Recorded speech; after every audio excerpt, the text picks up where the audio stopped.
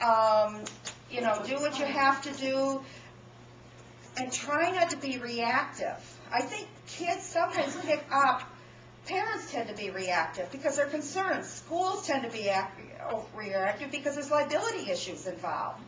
So we have to take a look at what is safe in our community. And am I going to risk in my neighborhood letting my kid ride his bike to the end of the street or back? I mean, it's a difference too if he's 15 or 3. I mean, 3 or, you know what I'm saying?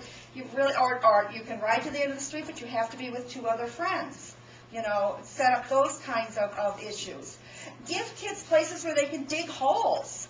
Most of our subdivisions, you can't touch anything because our lawns are so, you know, perfect and that kind of thing.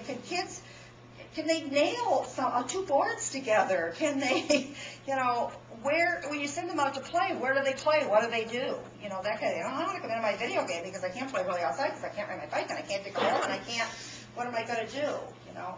It's a hard issue, yeah. I want this is from the STEP program, Systematic Training for Effective Parenting. Good parents, you see that look on him? He's totally wrapped up. Good parents do everything for their children. Everything. If you're doing everything for your 10-year-old, count on doing everything for him when he's 30. You're comfortable with that? Okay. We can't stand to see disappointed children. Your toy breaks, you buy him a new one. I've got a picture at my office, and it's my granddaughter, and she's sitting there, the real pouty face, and she's got a bowl in front of her, and it's her cake and their ice cream, and it's touching. Really. And she'll tell you, she's 13 now, she'll tell you, that's my angry face. I said, yeah, I know. We see it. It comes up every once in a while. Kids need to have disappointments. It's so much easier if they have little disappointments and learn to deal with them than if we save them from all those little disappointments. You know, I didn't get invited to that birthday party. Well, I'll go and call the mother. Make sure you get invited. You know? Okay, some of us have done that. It's so much better for their growth if they have some of those disappointments. That's just as painful for us. That's why we go to the telephone and call and ask if the kid can come. Good parents can sometimes be critical. They can do better. If I just, you know, work with them, if I just make them do homework more, longer, they can do better. They're not going to turn a science science project looking like that. Come on over here and I'll help you paint that so that it looks better. You know?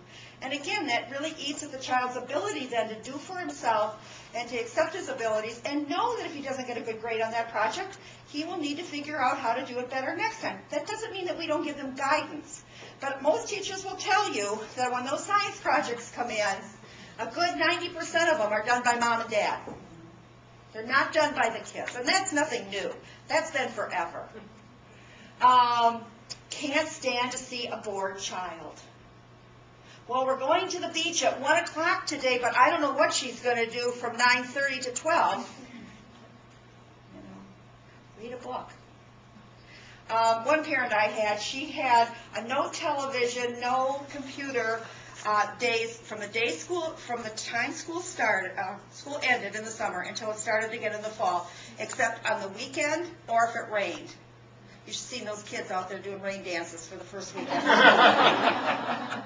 But after the first couple weeks, and mom stuck to it, they were fine. And today they don't, and maybe they should become a little bit more computer savvy, and they do know how because school has taught them. But they're not tied in. They're not engaged constantly in computers and telephone. And I think it was part of that summer routine that, you know, you need to go out and play. They have a side lot. They have trees grow. It's crappy grass. It's got junk that they can do. And after the first couple weeks, they didn't ask anymore, although they were delighted when it rained. They were happy about that. Save children from their own experiences, and I think we talked a little bit about that, the Forgotten Library book, those kinds of things. The kids need to experience those disappointments and the consequences of those disappointments. Going back to what I said, kids know how to behave with different people in their lives. My granddaughter went to Montessori school, and Montessori, and I think most preschools really encourage kids to be pretty independent. You know, they have the little pitchers to pour the water, and they really make it pretty independent for the kids. The kids go to the bathroom, and they wash their own hands and all that kind of thing.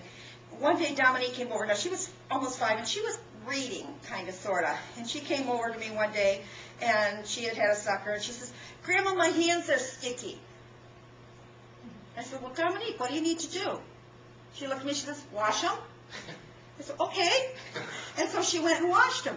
And I thought, what message did I give her as the grandparent? My message was to her is that grandmas wash hands. At preschool, no. Preschool doesn't wash. I wash my own hands at preschool. But at grandma's house, this is what we do. And I thought about that. Those kids are so wired to pick up on signals and what goes on. Sam, my grandson, when he was in preschool, he always carried his own backpack, his little backpack with his little change of clothes. He always carried his own little backpack to preschool and carried it home and everything. Jennifer said she went and picked him up the third week into school, and he came out of school and he threw his backpack at her. She caught it. What? All the other mothers were carrying the kid's backpack. It's just those subtle little things that you see that you don't know. Oh, honey, you're mistaken. You've been doing this for a very long time, you know. Very kindly. And I think that's the difference between delivering a message that's harsh and one that gets the same outcome, but maintains that relationship and grows that relationship that we want. Okay, we have another one. Responsible parent. You use a time for learning. There's a time for learning. I had taken a step class when my daughter was 16, and so I'm right on that, make them capable, responsible, self-worth and all that. So she had wanted to wallpaper a room. I bought the wallpaper, gave her the wallpaper paste, and went shopping. Came back, and that wallpaper was like this, like this. She was so discouraged, and oh, what did I do? There wasn't any time for learning. You know, you don't just tell a 5-year-old or a 6-year-old or a 7-year-old, okay, now you can start making your lunch. There's a time for learning that needs to occur with all these kinds of things. Allow children to experience disappointments. They have to do that. Allow children mistakes. Small mistakes are better than when you have big ones. And even when they get big, you need to allow them those own mistakes. When my daughter got her credit card, her first year in college, you know how they give those kids all credit cards? We didn't have that economic training on one of those backslides. That credit card bill came in, and I just zipped that right across the table at her. You know, she needed to have that experience so that she didn't do it again. Or if she did do it again, it still was her problem. Allow children boring moments. Allow them boring moments. You're bored? Gosh, I know you'll be able to figure something out. Or maybe you can just be bored. It's okay too. You know. And allow consequences. Allow consequences. Important. You would not believe the parents that come into our office that try to get their kids out of having to fulfill whatever requirements the school is requiring because they've gotten in trouble at school. The parents are just really unhappy with that. And what I want to say to them, are you willing to continue to get him out of trouble when he's 35? Because this may be the thing that helps turn, you know, the way that child's responding to events in his life. Okay, we have one more on that. Okay. Now see, he's breaking out of that. Because you're going to go home and you're going to say, I'm going to make some rational judgments or changes based on our situation that will keep my child safe. Do I really need to wrap him in cellophane and stick hand wash in every pocket that he has because he might get the flu? Now, if you're in a school where 50% of the kids have it, you're going to make